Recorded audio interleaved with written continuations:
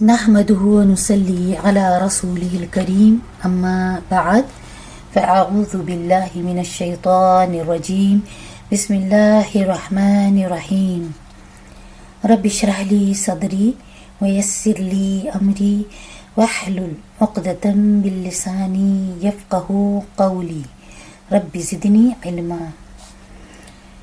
بسم اللہ الرحمن الرحیم کی فضیلت پر میں بات کروں گی کہ بسم اللہ الرحمن الرحیم سے کام کی ابتدا کرنا ہماری زندگی میں اس قدر ضروری کیوں ہے۔ دیکھیے، اللہ تعالیٰ نے اپنے رسول حضرت محمد صلی اللہ علیہ وسلم کے ذریعے سے ہمیں ایک خوبصورت دین عطا کیا، دین اسلام کی صورت میں۔ رسول اللہ صلی اللہ علیہ وسلم نے ہمیں اسلام کی بہترین تعلیم دی، جس کے ذریعے اخلاق، تہذیب، شائستگی اور زندگی گزارنے کے اصول ہمیں سکھائے، اور ہمیں یہ تعلیم دی کہ ہم اپنے ہر جائز کام کو اللہ سبحانہ و تعالیٰ کے پاک نام سے شروع کریں، کیونکہ اللہ تبارک و تعالیٰ کے نام سے اپنے جائز کام کا شروع کرنا نہ صرف برکت کا ذریعہ ہے، بلکہ بسم اللہ الرحمن الرحیم پڑھ کر جب ہم کام کی ابتدا کرتے ہیں تو ایسے کام میں اللہ سبحانہ و تعالیٰ کی رضا شامل ہو جاتی ہے، اور ہمارے ذہن میں نہ صرف ایک درست سمت کا تعین ہو جاتا ہے، بلکہ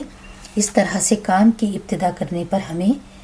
اللہ سبحانہ و تعالیٰ کی تائید و توفیق بھی حاصل ہو جاتی ہے، اور بسم اللہ الرحمن الرحیم کی برکت سے اللہ سبحانہ و تعالیٰ ہمیں شیاطین کے شر اور فساد سے بھی محفوظ کر دیتے ہیں۔ یہاں اس بات کا سمجھنا بہت ضروری ہے کہ بسم اللہ الرحمن الرحیم پڑھ کر صرف اور صرف جائز کام کے آغاز کی تاکید کی گئی ہے۔ اس میں وہ تمام ناجائز کام داخل نہیں ہیں جو شریعت کے احکامات کے خلاف ہوں۔ بسم اللہ الرحمن الرحیم پڑھ کر کام کی ابتدا کرنا خود کو اللہ سبحانہ و تعالیٰ کی طرف متوجہ کرنا ہے، اور اللہ سبحانہ و تعالیٰ کی طرف توجہ کرنا اللہ تعالیٰ کو اپنی طرف متوجہ کرنا ہے۔ دیکھیے، اللہ تبارک و تعالیٰ کی یہ سنت ہے کہ وہ اپنے بندے کو مایوس نہیں کرتا ہے، اور بندے کی پکار پر اس کی جانب توجہ کرتا ہے۔ تفسیر ابن کثیر میں یہ روایت ہے کہ حضرت جابر رضی اللہ عنہ فرماتے ہیں کہ جب یہ آیت بسم اللہ الرحمن الرحیم اتری، بادل مشرق کی طرف چھٹ گئے،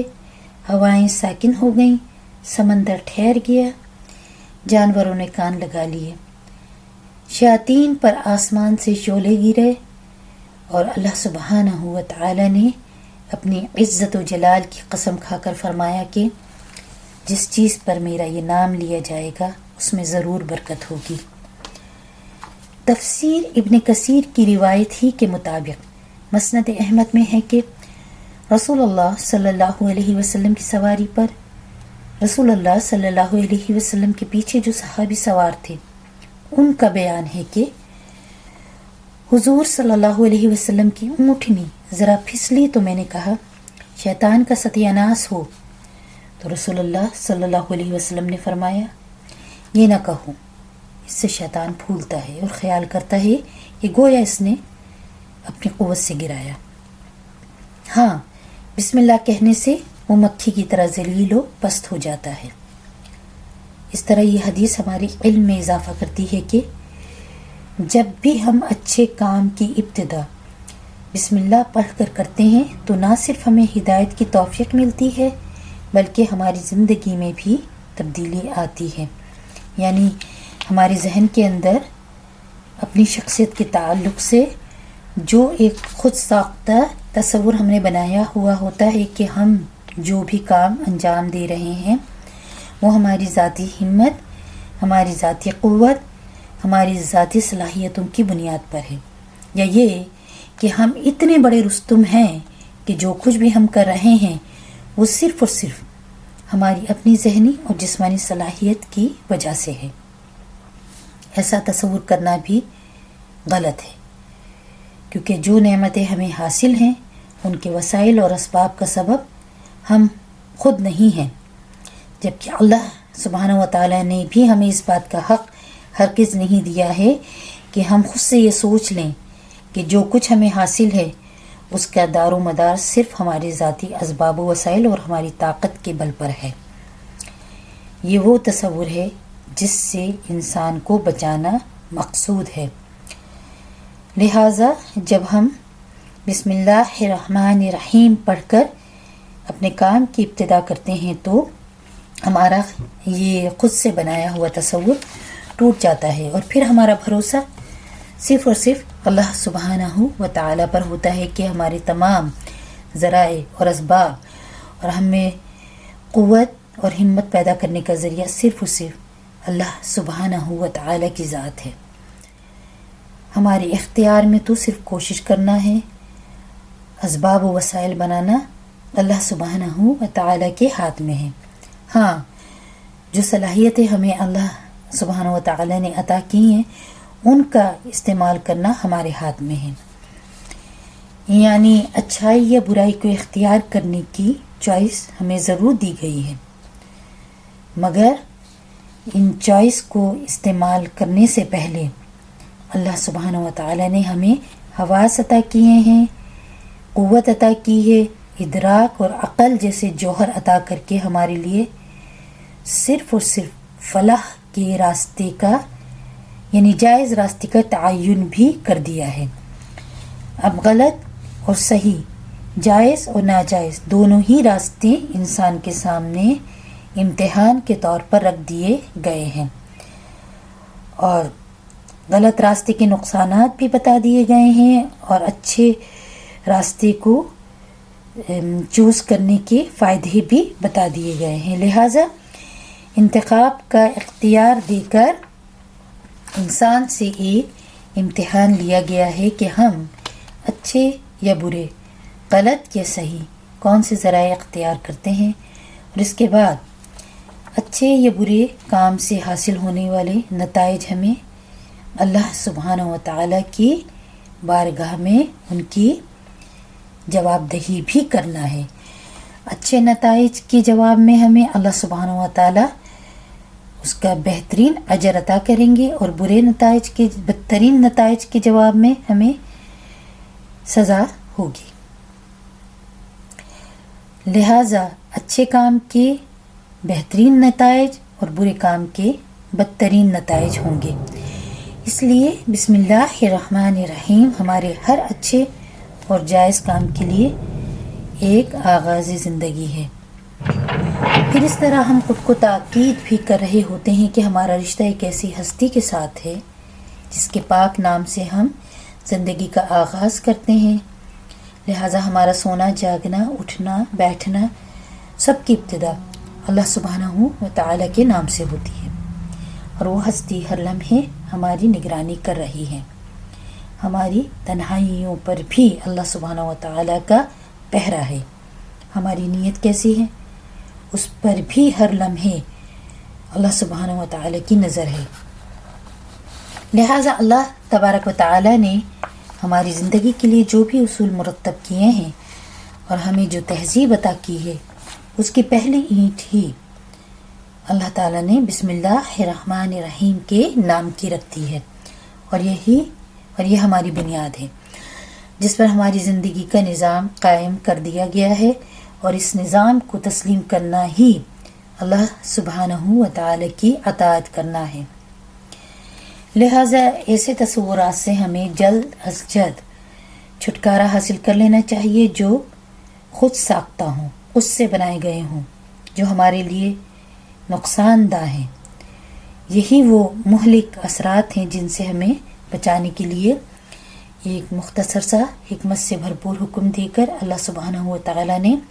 ایک مضبوط عمارت کی پہلی اینٹ رکھ دی ہے، تاکہ ہمارے ذہنوں میں یہ بات اچھی طرح راسخ ہو جائے کہ ہم اپنی صلاحیتوں کو اپنا ذاتی اثاثہ نہ سمجھیں، بلکہ یہ جاننے کے تمام صلاحیتیں اور اسباب و وسائل ہمیں اللہ سبحانہ و تعالی کی طرف سے عطا کیے گئے ہیں۔ اسی نے ہمیں پیدا کیا ہے اور وہی ہمارا خالق و مالک ہے۔ تمام ذرائع اور ان کے اسباب عطا کرنے کے بعد رات دن وہ ہماری نگرانی کر رہا ہے کہ ان اسباب و ذرائع کا استعمال ہم کس طرح کرتے ہیں۔ ایک اور بات میری سمجھ میں آتی ہے کہ بسم اللہ الرحمن الرحیم ایک دعا بھی ہے، اور اللہ سبحانہ و تعالی سے اپنی بندگی کا اعتراف کرنا بھی ہے، جس کے ذریعے ہم اللہ تبارک و تعالی سے اپنے مقصد کی کامیابی میں مدد مانگتے ہیں، تاکہ ہمارا ہر جائز کام خیر و خوبی کے ساتھ تکمیل تک پہنچ جائے اور ہمیں ہمارے اچھے مقاصد میں اللہ سبحانہ و تعالی کی طرف سے رہنمائی اور کامیابی حاصل ہو جائے۔ اللہ تعالی ہمارے کاموں میں برکت بھی پیدا فرما دیں اور شیاطین سے ہماری حفاظت بھی فرما دیں۔ یہ ایسا ہی ہے جیسے سخت ترین دھوپ سے انسان ٹھنڈے سائے میں آ جائے اور سکون محسوس کرے، بالکل اسی طرح جب انسان اپنے نیک مقاصد کی ابتدا اللہ سبحانہ و تعالی کے پاک نام سے کرتا ہے تو اس کام کی افادیت میں اضافہ ہوتے چلے جاتا ہے۔ دیکھیں، یہ ساری کائنات اور اس کائنات کے تمام معاملات کے مالک اللہ سبحانہ و تعالی ہیں، اس لیے اللہ تعالی کی رحیمیت چرند پرند انسان جنات سب پر برابر ہے، لہٰذا اللہ تبارک و تعالی کی رحمت اپنی مخلوقات پر غیر معمولی اہتمام کے ساتھ برستی ہے۔ یہی وجہ ہے کہ کسی مسلمان کے لیے یہ جائز قرار نہیں دیا گیا ہے کہ وہ کوئی بھی ناجائز کام جو احکام شریعت کے اصول کے خلاف ہو ان کو اللہ سبحانہ و تعالی کے پاک نام سے شروع کرے۔ ایسا کرنا بے حد گناہ کا سبب ہوتا ہے، اور یہ اللہ سبحانہ و تعالی کے حکم سے بغاوت کرنا بھی ہے۔ اس لیے اس قسم کے کاموں سے ہمیں بچنا ضروری ہے جو اللہ تعالی کی ناراضگی کی طرف لے جاتے ہوں۔ یہاں یہ کہنا بھی ضروری ہے کہ بسم اللہ الرحمن الرحیم سے صرف جائز کام کا آغاز کرنا ہی اللہ سبحانہ و تعالی کے حکم کی اطاعت کرنا ہے، اور اللہ تعالی کی اطاعت کرنے سے انسان کی زندگی آسان ہو جاتی ہے اور کامیاب بھی ہو جاتی ہے۔ رسول اللہ صلی اللہ علیہ وسلم کو پہلی وحی بھی یہی تھی۔ سورۃ العلق کی پہلی آیت اقرأ بسم ربک الذی خلق، رسول اللہ صلی اللہ علیہ وسلم سے اللہ تعالیٰ مخاطب ہیں، پڑھو اپنے رب کے نام سے جس نے پیدا کیا۔ یہ اس بات کا ثبوت ہے، یعنی یہ آیت اس بات کا ثبوت ہے کہ بسم اللہ الرحمن الرحیم ایک ایسی آیت ہے جو ہم سب کے لیے اللہ سبحانہ و تعالی کی طرف سے دی گئی قیمتی نعمت اور تحفہ ہے، جس کے ذریعے کام کی ابتدا کرنے سے ہماری دنیاوی اور اخروی زندگی کے تمام معاملات کو زندگی کے موافق بنا دیا گیا ہے، تاکہ اللہ تبارک و تعالی اپنی مدد کے ذریعے ہمارے کاموں کی تکمیل فرما دیں۔ وآخر دعواہم ان الحمد للہ رب العالمین۔